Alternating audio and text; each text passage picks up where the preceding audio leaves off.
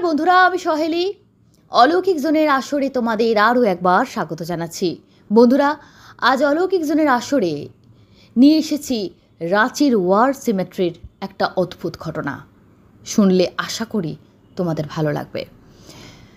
ঘটনা পাঠিয়েছেন আমাদের সেই ড্রাইভার দাদা, যার ঘটনা এর আগে তোমরা বহুবার শুনেছ। উনি যাত্রী নিয়ে বিভিন্ন জায়গায় যান এবং সেখানে সব জায়গায় না হলেও কিছু কিছু জায়গায় ওনার সঙ্গে ঘটে যায় অনেক অলৌকিক ঘটনা। তার অনেক ঘটনা উনি শেয়ার করেছেন। গত মাসে ওনার সঙ্গে আরও একটি ঘটনা ঘটে গেছে। উনি ওনাদের লোকাল একটি ব্যাংকের, সরকারি ব্যাংকের সঙ্গে ওনার একটা চুক্তি হয়। তাদের একটা অডিটের কাজ আছে। তারা হেড অফিস থেকে কিছু অফিসারকে নিয়ে যাবে রাঁচির ব্রাঞ্চে। তো ওনার সঙ্গে কথা হয়, টোটাল 6 দিনের ট্রিপ, 5 দিন থাকবেন, 6 দিনের দিন চলে আসা। ড্রাইভার দাদা ভাবেন যে প্রথমে অতটা দূরে নিজে যাব না, কাউকে পাঠিয়ে দেবো। কিন্তু যে টাকায় চুক্তি হয় তাতে উনি ভাবেন যে ড্রাইভার রাখলে আমার লাভ খুব একটা কিছু হবে না। সেই ড্রাইভারের খাওয়া থাকা সমস্ত কিছু তার বেতন দিয়ে উনি ভাবলেন এই কাজটা উনি নিজেই করবেন, মানে উনি নিজেই যাবেন। যেমন কথা তেমন কাজ। গত মাসের কোনো একটা তারিখটা উনি বলেননি। উনি ভোরবেলায় অফিসারকে নিয়ে, যাকে প্রথমে ওনার পিক আপ করার কথা ছিল তাকে নিয়ে হেড অফিসে যান। সেখান থেকে আরও কয়েকজন অফিসারকে নিয়ে রাঁচির উদ্দেশ্যে রওনা হন কলকাতা থেকে। ওখানে পৌঁছতে পৌঁছতে ওদের বিকেল হয়ে যায়। বিকেলে ওরা যাবেন, আগে থেকে সেখানে ঠিক করা ছিল, একটি হোটেলের ব্যবস্থা ছিল। অফিসাররা তাদের নিজেদের রুমে চলে যায় এবং ওনাকেও হোটেলের স্টাফেরা ওনার রুমটা দেখিয়ে দেয়। উনি ওখানে গিয়ে ফ্রেশ হয়ে বসে থাকেন কিছুক্ষণ, তারপর রেস্ট নেন। এবার একটু সন্ধ্যের দিকে কি করবেন, ডিনার তো অনেক দেরি, যাই লোকাল এরিয়াটা, রাঁচিতে খুব একটা আসা হয়নি, একবার ঘুরে দেখে আসি। হোটেল থেকে কাছে এদিক ওদিক যেতে গিয়ে ওনার চোখে পড়ে একটা সুন্দর জায়গা। সুন্দর কেন, সেটাকে খুব সুন্দরভাবে সাজানো হয়েছে। রাঁচির ওয়ার সিমেট্রি, যেটাকে চলতি কথায় বলা যায় খ্রিস্টানদের কবরস্থান। এত সুন্দর করে জায়গাটাকে সাজানো এবং ভেতরটা অনেকটা পার্কের মতন করে ছাতার মতো লাগানো আছে। অনেকে বসে আছে, কথা বলছে, অথচ পরিষ্কার পরিচ্ছন্ন, কোনো রকম নীরবতা পালনও করছে, তারা নিজেদের মধ্যে বসেও আছে। একটা অন্য রকমের ভাইব, ওনার বেশ ভালো লাগলো। কিন্তু 8টায় ওটা বন্ধ হয়ে যায়। উনি দেখলেন তখন ঘড়িতে অলরেডি 7:30 বেজে গেছে, আর কিছুক্ষণের মধ্যেই বন্ধ হবে। উনি সামনে দারোয়ানের সঙ্গে কথা বললেন যে কালকে আসুন। উনি চলে গেলেন। এবার ডিনার করে উনি ওখানে হোটেলে গিয়ে যথারীতি ঘুমিয়ে পড়লেন, কারণ সারাদিন একটা তো ধকল ছিলই। তারপর পরের দিন সকালবেলায় সমস্ত স্নান টান করে জলখাবার খেয়ে এবার উনি ভাবলেন যাই, আমি কি করব, অফিসাররা তো তাদের কাজ করছে, আমি বসে কি করব, একবার গিয়ে দেখে আসি। কালকে গেলাম, সিমেট্রিটা দেখা হলো না, আজকে তুই গিয়ে দেখে আসি। কারণ বাইরে থেকে ওটা দেখে ওনার বেশ আগ্রহ হয়েছিল যে খ্রিস্টানদের কবরস্থান দেখি কিরকম বিষয়টা। কিন্তু বাইরে, হোটেলের বাইরে বেরিয়ে দেখলেন আজকের মারাত্মক গরম। এখানকার মতো ঘাম হওয়া গরম না হলে তীব্র গরম, মানে জ্বালা করছে, হাত পা পুড়ে যাচ্ছে। হোটেলের স্টাফেরা ওনার সঙ্গে কথা বলেন দেখুন একটা কাজ করুন, হ্যাঁ আপনি সিমেট্রি দেখতে যাবেন, খুব ভালো কথা, এছাড়াও এখানে অনেক মন্দির, অনেক দর্শনীয় স্থান আছে, সেগুলোও দেখবেন, কিন্তু এই রোদ্দুরের মধ্যে বেরোবেন না, আপনি বিকেল 4টের পর বেরোন। এখানে পুরো বিকেলবেলার পর ওয়েদারটা পুরো পাল্টে যায়, আপনার ভালো লাগবে। উনি বললাম ঠিক আছে। যথারীতি উনি হোটেলের রুমে ফিরে আসেন লাঞ্চ করে, এবার রেস্ট নিতে চলে যান। ওনার যখন ঘুমটা ভাঙে, চোখ খুলে, তখন প্রায় 4:30 বেজে গেছে। তাড়াতাড়ি করে উঠে রেডি হয়ে সিমেট্রি দেখার জন্য উনি বেরিয়ে পড়েন। বাইরে বেরিয়ে এবার দেখেন সকালে বেরোতে গিয়ে যে একটা লু বইছিল, বিকেলে আবহাওয়াটা একদম পুরো তার অপোজিট। ঠান্ডা হাওয়া এবং টেম্পারেচার যেন মনে হচ্ছে অনেকটা নেমে গেছে। ওখানকার লোকালদের সঙ্গে কথা বলে জানলেন যে এখানকার আবহাওয়াটাই তাই। ভালো লাগছিল। উনি সিমেট্রির কাছে গেলেন এবং ভেতরে গেলেন। ভেতরে গিয়ে উনি দেখছেন, ওখানে গিয়ে জানতে পারলেন 2য় বিশ্বযুদ্ধের সময় এই সিমেট্রিটা স্থাপিত হয়। প্রচুর সৈনিকদের কবরও নাকি এখানে আছে। এছাড়া অনেক বিখ্যাত ব্যক্তি মানে জাতিতে খ্রিশ্চান, তাদের কবর নাকি এখানে আছে। তো উনি সমস্ত কিছু ঘুরে দেখছিলেন, তাদের নাম, তাদের জন্ম মৃত্যু সমস্ত কিছু খোদাই করা আছে। আর ভেতরটা যতটা বাইরে থেকে দেখেছিলেন সুন্দর করে সাজানো, তার থেকেও ভেতরে দেখলেন আরও সুন্দর। মানে মুগ্ধ হয়ে উনি চারপাশটা দেখছেন, এত সুন্দর। আবার সিমেন্টের ছাতার মতো করা আছে, আমি একটু আগেই বললাম। বসার জায়গা, সুন্দরভাবে সবাই বসে আছে, অনেক লোকজন। তো উনি বসে মোবাইল দেখতে দেখতে কখন সন্ধে হয়ে গেছে উনি মানে খেয়ালই নেই। এত সুন্দর আবহাওয়ায় উনি যাকে বলে একদম হারিয়ে গেছেন। এবার ওনার হঠাৎ সম্বিত ফিরল, আরে অনেক সন্ধে হয়ে গেছে তো। কিন্তু সম্বিতটা ফিরল একটা কান্নার শব্দে। ওটা পার্কের মতন করে সাজানো আছে এবং ভেতরে খুব হালকা পাওয়ারের ল্যাম্পও আছে, কিন্তু ভেতরটা যে অন্ধকার তা কিন্তু একদম না। তবে আলোগুলো যে খুব বেশি উজ্জ্বল তা না, শৌখিন আলো যেমন থাকে আর কি পার্কে।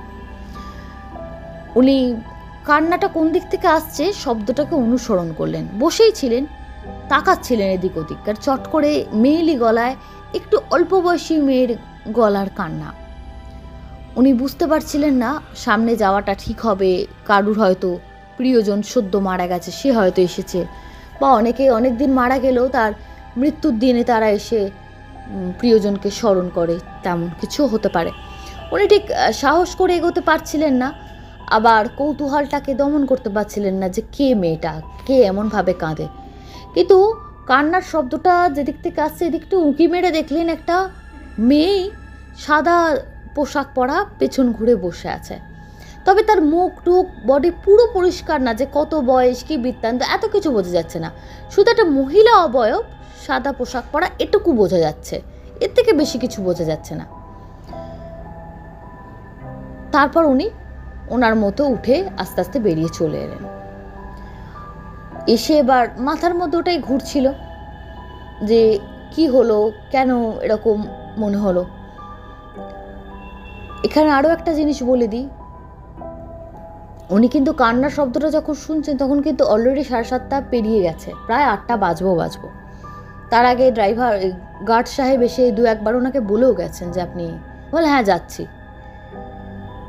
উনি বেরিয়ে গেলেন। যথারীতি হোটেলে পৌঁছে রাত্রেবেলা ডিনার করে মোবাইল দেখতে দেখতে উনি শুয়ে পড়েছেন। কত রাত ওনার মনে নেই। হঠাৎ রাত্রিবেলা উনি ঘুমটা প্রায় ঘুমন্ত জায়গা উনি ফিল করলেন ওনার বুকের ওপর কেউ চেপে বসে আছে, একদম গলার টুটি চেপে ধরলে যেমন হয় তেমন কষ্ট উনি অনুভব করছেন, মারাত্মক কষ্ট হচ্ছে। উনি পরিষ্কার বুঝতে পারছেন ওনার বুকের ওপর একজন ভারী কোনো একটা শরীর বসে আছে, ওনাকে চেপে ধরেছে। উনি নড়তে চড়তে পারছেন না, তার থেকেও বড় কোনো গলা দিয়ে কোনো আওয়াজ বেরোচ্ছে না। ওনার মনে হচ্ছে আর কিছুক্ষণ এভাবে থাকলে আমি মারা যাব দম বন্ধ হয়ে। প্রচণ্ড পরিমাণে চেষ্টা করছেন ওই শক্তিটাকে শরীর থেকে টেনে সরিয়ে ফেলা, উনি পারছেন না। যতবার চেষ্টা করছেন উনি পারছেন না। উনি সেই অবস্থায় মনের মধ্যে ভাবছেন এটা কি সত্যিই আমি কিছু ফিল করছি, নাকি স্লিপ প্যারালাইসিস টাইপের যেগুলো শোনা যায় ওই রকম কিছু হচ্ছে আমার সঙ্গে। ওনার মাথা কাজ করছে না। তারপরে মনে প্রচণ্ড সাহসের সঞ্চয় করে ঠাকুরের নাম নিয়ে উনি একটা যাকে বলে ঝটকা দেন, খুব জোরে একটা ঝটকা দেন, এবং ঈশ্বরের নামই তার সহায় হয়। বুকের ওপর থেকে যেন সেই পাথরের মতো ভার নেমে যায়। প্রচণ্ড উনি হাঁপাচ্ছিলেন, দরদর করে ঘামছিলেন। এসি রুম, এবং ওনার বুকের ওপর যে কিছু বসেছিল, উনি উঠে বসার পরও সেই চাপ ভাবটা ওনার ভেতরে আছে। এটা কোনো স্বপ্ন বা কাল্পনিক কিছু নয়। কাল্পনিক কিছু হলে তার ওই চাপ ভাবটা তার শরীরের ওপর থাকবে না, কিন্তু চাপ ভাবটা, ওই কষ্টটা ওনার ঘুম পুরোপুরি ভাঙার পরও আছে। ওনার সত্যি খুব কষ্ট হচ্ছিল। জল টল খেয়ে কোনো রকমে উনি শুয়ে পড়লেন। ঘড়িতে দেখলেন 3:30 বেজে, প্রায় 4টে বাজতে যাচ্ছে। সে রাতটা ভালো করে ঘুম হলো না, বারবার ঘুম আসতে ছ্যাকছ্যাক করে ভেঙে যাচ্ছে, মনে হচ্ছে আবার যদি কেউ ওরকম বুকের ওপর এসে বসে। এই করতে করতে সকাল হয়ে গেল। সকালবেলা উনি এবার ভাবলেন যে এটা কি সত্যি আমার সঙ্গে কালকে কিছু হয়েছে, নাকি ওই যে লোকেরা বলে নাকি স্লিপ প্যারালাইসিস নাকি, সেটা আমার সঙ্গে হয়েছে। এটা কি আমার মনের ভুল, নাকি আমার সঙ্গে এর আগে এরকম ঘটনা ঘটে গেছে বলে আমি এরকম কিছু হ্যালুসিনেট করছি। উনি বললেন আজকে আমি পরীক্ষা করে দেখব। ওনার মাথায় যেন একটা জেদ চেপে গেল যে এবার আমি পরীক্ষা করে দেখব। সবাই বলে ভৌতিক ঘটনা কি আমার সঙ্গেই ঘটে, তো কেন ঘটে আমি একটু দেখতে চাই। সারাদিন প্রতিদিন যেভাবে কাটাচ্ছিলেন সেভাবেই কেটে গেল। এইবার বিকেলবেলা উনি বেরিয়ে পড়লেন যে আজকে আমি যাব আর একবার, যদি ওই সিমেট্রি থেকেই কিছু আসে যে ওখানে গেছিলাম বলে আমার ওপর কোনো অতৃপ্ত আত্মা বা কিছু ভর করেছে, তাহলে তো পরের দিন হবে। এবং এখানে প্রসঙ্গে বলে রাখি, তোমরা যারা ড্রাইভার দাদার ঘটনা আগে শুনেছো তোমরা জানো ওনার অনেক বড় বড় বিপদ গেছে বলে ওনার মা বড় ফকিরের কাছ থেকে একটা দেহবন্ধ কবচ বানিয়ে দিয়েছিলেন।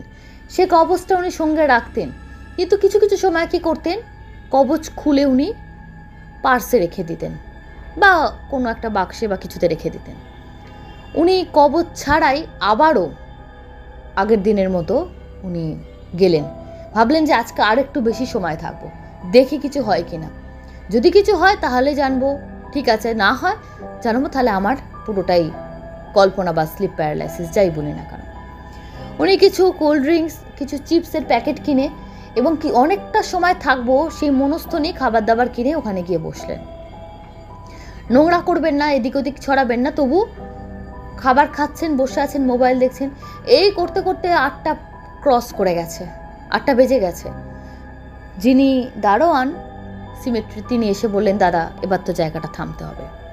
ঠিক ওই গার্ড সাহেব আসার কিছুক্ষণ আগে আবার আগের দিনের মতো যেই রাত অন্ধকার হলো, উনি যখন গেলেন তখন কিন্তু অনেকেই বসেছিল, কিছু কাপেলরা বসেছিল, কিছু মনে হলো ওখানে ঘুরতে এসে যে ট্যুরিস্ট হতে পারে তারা এসেছে, চতুর্দিক ওনার মতোই ঘুরে দেখছে, বসে আছে, নিম্ন গলায় কথা বলছে, যেহেতু ওটা একটা সিমেট্রি।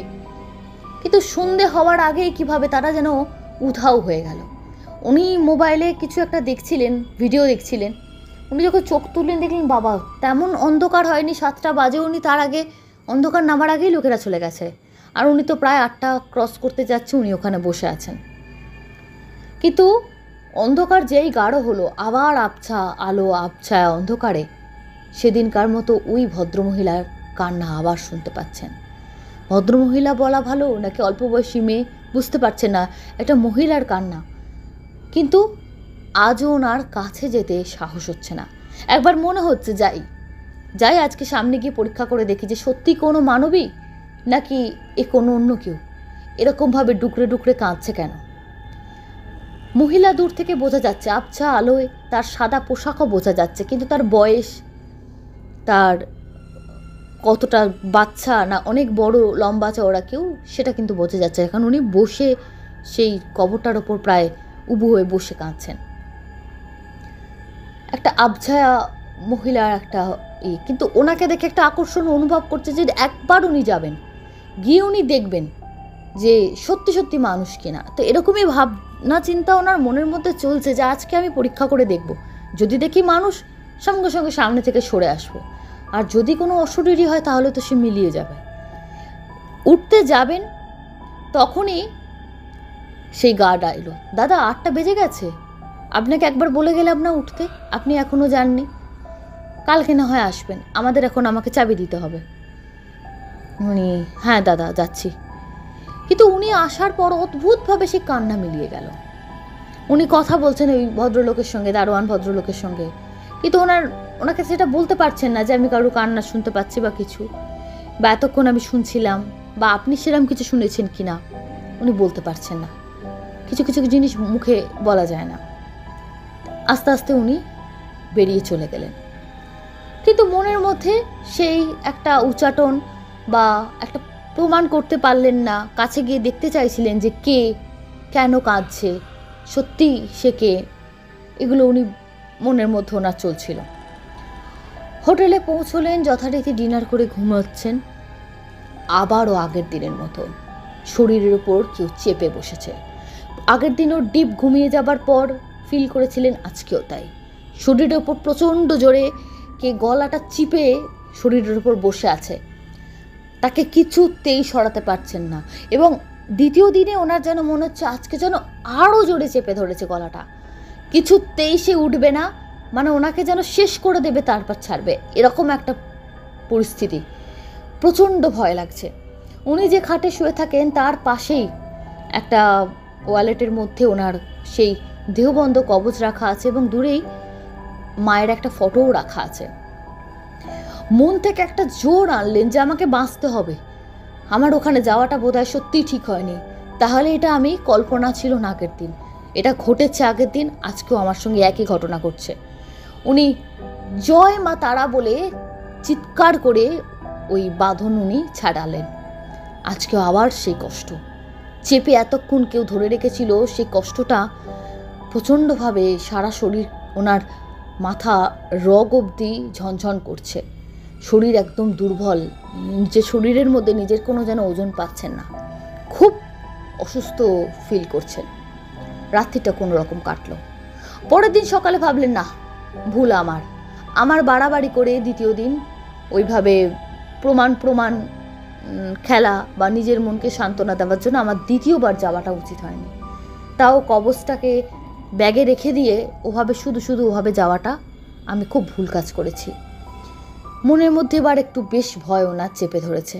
পরপর 2 দিন মায়ের নাম নিলে বেঁচে তো গেলেন, কিন্তু আজকে কি হবে, এরকম ভাবনা চিন্তা ওনার চলছে। কিন্তু সেদিন স্নান করে একটু খাওয়া দাওয়া করে আর সিমেট্রির দিকে সকালবেলা আর বেরোলেন না। উনি মন্দিরের দিকে গেলেন। ওখানে অনেক জনপ্রিয় মন্দির আছে, সেগুলো ঘুরে পুজো দিয়ে ঈশ্বরের কাছে কামনা করলেন যে আমাকে রক্ষা করো, আমি ভুল করেছি। আমার এভাবে সিমেট্রিতে যাওয়া দ্বিতীয় দিন, প্রথম দিন যখন আমি দেখলাম আমার ওরকম হলো, উচিত হয়নি। এই সমস্ত কিছু বলে ঘরে চলে এসছেন, কিন্তু রাতটা খুব প্রচণ্ড ভয় লাগছে। মনে হচ্ছে আবার আজ রাতে আমাকে ওভাবে কেউ চেপে ধরবে না তো। যাদের নিয়ে গেছেন তারা বড় বড় অফিসার, তারা অন্য রুমে আছেন, তাদেরকে গিয়ে কখনো উনি বলতে পারবেন না আমার উপর কেউ রাত্রবেলা ভর করছে, নিজের কেউ নেই। আবার বাড়িতেও জানাতে পারছেন না, বাড়িতে ফোন করে জানলে তারাই রেগে যাবে যে তোমার সঙ্গে বারবার এমন হয়, তোমার যাওয়ার দরকার কী ছিল। বাড়িতে স্ত্রীকে বললে তিনি রাগ করবেন, মাকে বললে তো যা তা কথা বলবেন, কিন্তু করবেনটা কি। নিজের মনের মধ্যে ভয়টা ওনার চলছিল সারাটা দিন, সব কিছুর মধ্যে অন্যমনস্ক হয়ে যাচ্ছেন, আবার আজ রাতে কিছু হবে না তো। কিন্তু সেদিনটা উনি আর গোটা দিন, দিনের বেলা তো নয়, পুজো দিতে গেছিলেন, বিকেলের পরও আশপাশটা গেলেন, সিমেট্রিতে গেলেন না। কারণ একটা মানুষ কতক্ষণ হোটেলে বসে থাকতে পারে। আশেপাশে অনেক কিছু দেখার জায়গা ছিল, সেগুলো দেখে উনি যথারীতি সন্ধ্যার আগে ফিরে এলেন। এবং রাত্রির যত বাড়ছে ওনার ভয়ও বাড়ছে, আবার আজকে হবে, আবার আজকে আমার সঙ্গে হবে। কিন্তু ঈশ্বরের আশীর্বাদে সেদিন রাত্রে ওনার সঙ্গে আর কিচ্ছু হলো না। তারপরের দিন উনি আর সিমেট্রিতে যাননি, তারপরের দিন রাত্রেও আর কিছু হলো না। এভাবে 5টা দিন কেটে গেল। 6 নম্বর দিনে ওনাদের সঙ্গে যেমন ওনার সঙ্গে চুক্তি হয়েছিল, সেই সাহেবরা তাদের কাজ শেষ করলেন এবং ওনাদেরকে নিয়ে রাঁচি থেকে কলকাতার উদ্দেশ্যে রওনা দিলেন। তো উনি এটুকুই লাস্টে বললেন যে লাস্টের কটা দিন আমি গেলাম না, এমনি আশেপাশে ঘুরলাম বা হোটেলের মধ্যে রইলাম, সেই কটা দিন আমার কোনো রাত্রেবেলা আর প্রবলেম হয়নি। যে 2টো দিন আমি সিমেট্রিতে গেছি, সন্ধেবেলা ওখানে বসে থেকেছি, সেই 2টো দিনই আমার জীবনে কি ভয়াবহ, কি প্রচণ্ড কষ্টে আমি রাতটা কাটিয়েছি। 2টো রাত কল্পনার বাইরে, আমি ভাষায় প্রকাশ করতে কতটা পারলাম আমি জানি না। উনি বাড়ি চলে এলেন যথারীতি, এবং ওখানে থাকাকালীনও ওখানে না যাবার জন্য আর কিছু হয়নি, এবং বাড়িতে এসেও আর ওনার ঈশ্বরের আশীর্বাদে কোনো সমস্যা হয়নি। তবে হ্যাঁ, উনি বাড়িতে আজও নাকি ঘটনাটা জানাননি। অলৌকিক জোনে যেহেতু ওনার নাম আর অ্যাড্রেস জানানো হয় না, তাই জন্য উনি নির্ভয়ে ওনার সঙ্গে ঘটে যাওয়া ঘটনাগুলো শেয়ার করেন। উনি বলছেন বাড়িতে মা, স্ত্রী, ছেলে এরা আজও জানে না গত মাসে আমার সঙ্গে কি ঘটে গেছে। জানলে তারা প্রচণ্ড রাগারাগি করবে। আর আমি ঠিক করেছি এবার থেকে ভাবে কবজ আর খুলে রাখবো না, দেহবন্ধ কবজ সবসময় শরীরে রাখবো।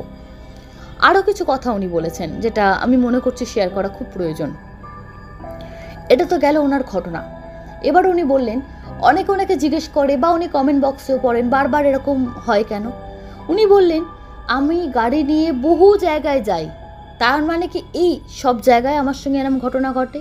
একদমই না। আপনি যদি মনে করেন এই জায়গায় গিয়ে আমার সঙ্গে ভৌতিক ঘটনা ঘটবে, তাহলে 99% ধরে রাখুন আপনার সঙ্গে কিছু হবে না। যখন আপনি পুরোপুরি টান করা কোনো কিছু আপনার মাথায় থাকবে না, তেমনই সময় হঠাৎ করে ঘটে যাবে। এই ভৌতিক ঘটনাগুলো আগে থেকে ঠিক করে কোনো শ্মশানে ঘুরে বেড়ালে, একটা হাতে যন্ত্র নিয়ে বা কোনো রকম সেরকম হন্টেড বাড়িতে ঘুরে বেড়ালে সবসময় ভূতের দর্শন এভাবে পাওয়া যায় না।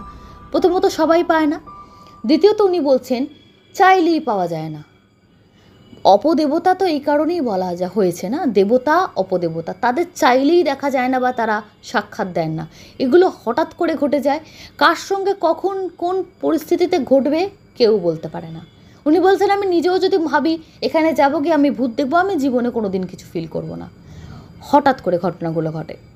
আশা করি অনেকের মনে অনেক প্রশ্ন ছিল, এই বিষয়টা উনি সমাধান করে দিলেন। তোমাদের কেমন লাগলো বন্ধুরা ঘটনাটা অবশ্যই জানিও। ওনার এরকম ঘটনা অনেকবার আমাদের সঙ্গে উনি শেয়ার করেছেন এবং আমি চাই না এরকম ঘটনা ওনার জীবনে ঘটুক। একমাত্র উনি সম্পূর্ণ যে কটা ঘটনা আজ অবধি অলৌকিক জনে শেয়ার করেছেন, আমি চেষ্টা করব তার মধ্যে একটি ঘটনাকেও এন্ড স্ক্রিনে দিয়ে দেওয়ার। তোমরা দেখবে, তোমাদের শুনবে, তোমাদের ভালো লাগবে যে একদম ব্যক্তিগত অভিজ্ঞতা উনি শেয়ার করেন। আর যারা জিজ্ঞেস করতে চাইছো যে জায়গাটা কি, জায়গাটা রাঁচির ওয়ার সিমেট্রি বা ওখানকার লোকাল মানুষেরা গোর্খা সিমেট্রি বলেও জায়গাটাকে অভিহিত করেন। সরাসরি চলে যাচ্ছি আজকের দ্বিতীয় ঘটনায়। দ্বিতীয় ঘটনা পাঠিয়েছেন রত্না চক্রবর্তী। তার অন্য রহস্যের মধ্যে আজকে আরও একটি ঘটনা লিখছেন। আজকে যে ভদ্রমহিলার কথা বলছি খুব মা কালীর ভক্ত ছিলেন। মা কালী বলছি কেন, উনি সমস্ত ঠাকুরের ভক্ত ছিলেন। ঠাকুরের গল্প শুনতে ভালোবাসতেন, বলতেন, খুব সুন্দর সুন্দর গল্প শুনলে মন ভরে যেত। তিনি যখন কলকাতায় ছিলেন তখন আমার বাড়ি বেশ কয়েকবার এসেছেন। আমার বাড়ির কাছে একটা কালী মন্দির ছিল, একজনের বসত বাড়ির মধ্যে অবস্থিত।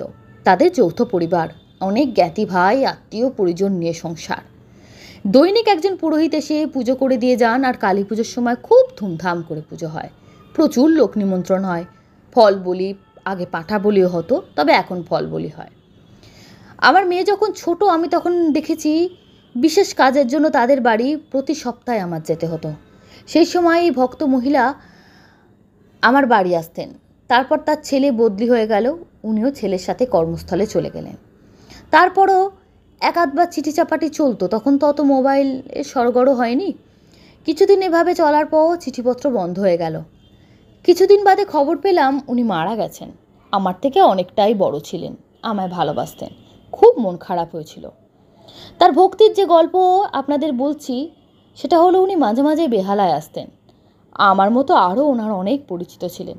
তাদের বাড়ি যেতেন, গল্প কাছা করতেন, তারপর বাড়ি ফিরতেন। একা নির্ঝঞ্ঝাট মানুষ। কোনো কোনো বান্ধবীর বাড়ি হয়তো রাতটাও থেকে যেতেন। তা একবার তিনি আমার বাড়ি এসেছেন, সন্ধে হয়ে গেছে। আমার বাড়ি থেকে উনি এক বান্ধবীর বাড়ি যাবেন, সেদিন থেকে তারপরে ফিরবেন। মহানন্দে নানা রকম কথা হচ্ছে। উনি এর মধ্যে চাকলা, নিমতা এসব জায়গায় ঘুরে এসেছেন। মায়াপুর গেছিলেন, সেখানকার গল্প বললেন। আমি মায়াপুরের গল্প করলাম। এমনি 4-5 কথা হতে হতে উনি বললেন পাড়ার সেই কালীবাড়ির কথা। মাঝে উনি 1.5 বছর আসেননি। এর মধ্যে উনি চলে যাবার পর যাদের বাড়ি কালী মন্দির ছিল তাদের বাড়ি অনেক পারিবারিক বিপর্যয় ঘটে গেছে। ভাই ভাই আলাদা হয়ে গেছে। যিনি পরিবারের কর্তা তিনি বুড়ো হয়ে গেছেন, উনি মারাও গেছেন। এক ছেলে বিদেশে চলে গেছে। একজনের সাথে পরিবারের কোনো সম্পর্কই নেই কোনো এক মনোমালিন্যের কারণে। এখন আর ভাইদের মধ্যে কালী পুজোর দায়িত্ব কেউ নিতে চায় না। প্রচুর খরচা। প্রত্যেকের শ্বশুরবাড়ির লোক, আত্মীয় স্বজন, আমাদের পুরো পাড়ার লোক, সব কিছু বলা হতো। সবচেয়ে বড় কথা, যারা পুজোর কাজ করতেন তাদের এখন বয়স প্রায় 60 পার হয়েছে। তারা খাটাখাটনি আর করতে পারে না। নতুন বউ মেয়েরা যারা এসেছে তারা খাটাখাটনি করতে চায় না, আবার পারেও না, নিয়ম নীতি অনেক কিছু জানে না। কাজেই নানাবিধ অসুবিধে। ওনারা পারিবারিক একটা মিটিং করে ওনাদের বংশের গুরুদেবের ছেলের সাথে, বয়োজ্যেষ্ঠদের সাথে আলোচনা করে ঠিক করলেন এবার ধুমধাম করে মা কালীর পুজো করে মাকে বিসর্জন দেবেন। বাড়ির মধ্যে আর মন্দির থাকবে না। কেউ যখন দায়িত্ব নেবে না, পুরোহিত কখনো আসে কখনো আসে না, ঠিক করে সন্ধ্যা পড়ে না, মায়ের অবহেলা হয়। কাজে ওভাবে অযত্নে মাকে রাখার থেকে মাকে বিসর্জন দেওয়াই শ্রেয়। ওই ঠাকুরের ছবি তুলে প্রত্যেকের ঘরে ঘরে রাখবেন। তারা যেমন ধূপ ধুনো বাড়িতে দেয় তেমন দেবে। সেই মতো ওনারা পুজো আচ্ছা করে ঠাকুরকে বিসর্জন দিলেন। কিন্তু এই ঘটনাটা ভদ্রমহিলা জানতেন না। এবার গল্প করতে করতে ভদ্রমহিলা ওনাদের নাম করে আমায় বলছেন, ওনাদের বাড়ি কি লক্ষ্মীছাড়া হয়ে গেছে গো? মা কালীর মূর্তির ওপর শুধু একটা মিটমিট করে আলো জ্বলছে, সারা ঘর অন্ধকার, পেছন দিকে একটা ভাঙাভাঙি, কি অবস্থা! দেখে এত খারাপ লাগছে, কি রমরমা ছিল বলো দেখি। মা কালীর মুখ দেখে মনে হলো যেন মা কত দুঃখী, অথচ অমন হাসি হাসি মুখখানা। আমি ভেতরে ঢুকবো না ভেবেছিলাম, কিন্তু ঢুকতে পারলাম না। কোনো রকম একটু এগিয়ে গিয়ে দূর থেকে প্রণাম করে চলে এলাম।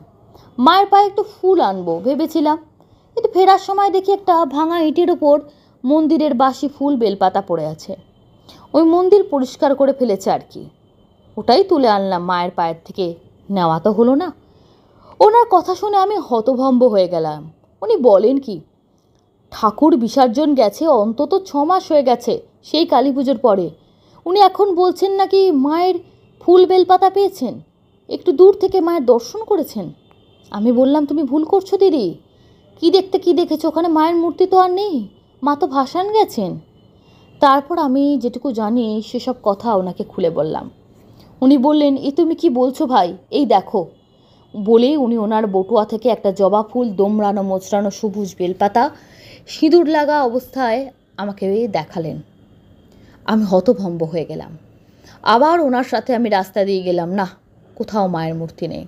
উনি ভক্তি ভরে ফুল বেলপাতা মাথায় ঠেকিয়ে বললেন, দেখো, যদি মন্দির থাকতেন তাহলে ওদের বাড়ির লোকের কাছে আমাকে চেয়ে নিতে হতো ফুল বেলপাতা। এখানে মা নিজেই আমাকে ফুল বেলপাতা দিয়ে গেছেন, আমার আর কি চাই বলো। আর এই ফুল বেলপাতার জোর যে কি তুমি জানো না। আমি দেখতে চেয়েছি বলে দয়াময়ী মা আমাকে দেখা দিয়েছেন। তুমি তো জানো আগেও এমন অনেকবার ঘটেছে আমার সঙ্গে। উনি ফুল বেলপাতা নিয়ে আমার মাথায় ঠেকিয়ে দিলেন, আমিও হাতটা চেপে ধরলাম। অনেকে বলতে পারে অন্য কোনো কেউ পুজো করে ফুল বেলপাতা ফেলেছে আর ভদ্রমহিলা সেটা ভেবে তুলে এনেছে, হয়তো হতে পারে। কিন্তু ওই যে টিমটিমে আলোর মধ্যে উনি মায়ের মূর্তি দর্শন করলেন, দেবী প্রতিমাকে দেখলেন, সেটা কি করে ভুল হতে পারে?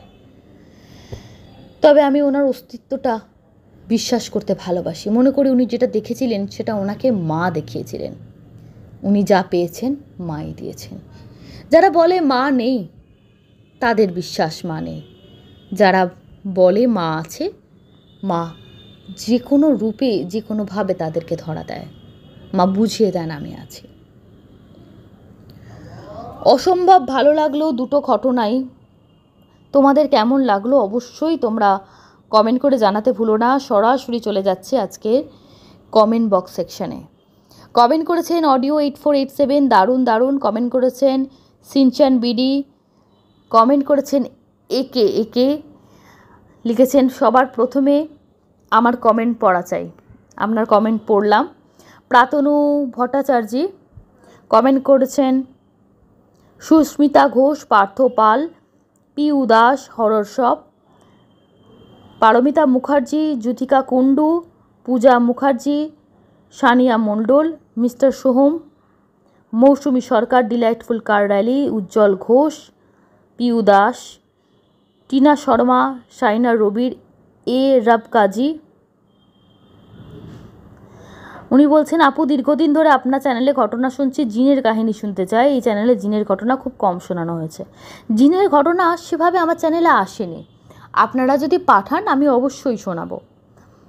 পিউদা, শম্পা চ্যাটার্জি, হর্স DS9OY, অমিয় দত্ত, মনীষ বিশ্বাস, ঋষি দাস, অভিরূপ পাল, ঋতু চৌধুরী, সৌমেন্দু রয় চৌধুরী, ইন্দ্রজিৎ রয় চৌধুরী, দেব আরতি, রুদ্রজিৎ মান্না, সোমা দাস, মালা দাস, অমিত ভট্টাচার্য, শম্পা চ্যাটার্জি, মিতালি ভট্টাচার্য, সানিয়া মণ্ডল, দিশা বালা, প্রিয়াঙ্কা সাইনার, মারিয়া বারুই, পাপড়িদোলা এবং আরও অনেকে। থ্যাংক ইউ সো মাচ আপনাদের সবাইকে এভাবে আমাদের সঙ্গে থাকার জন্য। ধন্যবাদ। শুভরাত্রি।